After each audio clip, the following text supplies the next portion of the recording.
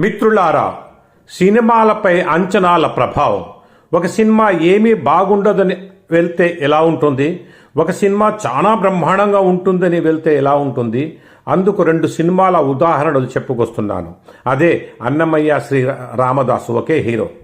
అన్నమయ్య వస్తున్నప్పుడు ఏమీ బాగోదు, ఏమాత్రం అసలు 90 ఏండ్ల వ్యక్తిగా నాగార్జున నటించలేడు, ఆయన్ను అందరూ గ్రీకు వీరుడు అంటున్నారు అనుకున్నారు.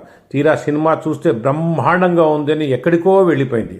అదే తర్వాత రామదాసు వస్తే ఇంకా బ్రహ్మాండంగా ఉంటుంది, రాముడి పేరున రామదాసు గొప్పవాడు, సినిమాని వెళ్ళారు. కానీ వాళ్ళకి అంచనాలకు అనుగుణంగా లేకపోయినా కూడా సినిమా బాగా ఆడింది. కానీ అన్నమయ్య ఆడినంతగా ఆడకపోయినా కూడా శ్రీ రామదాసు కొంచెం తక్కువగా ఆడింది.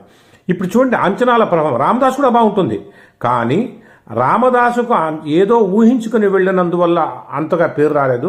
అన్నమయ్యకు ఏమి ఊహించకుండా వెళ్ళినందువల్ల మంచి పేరు వచ్చింది.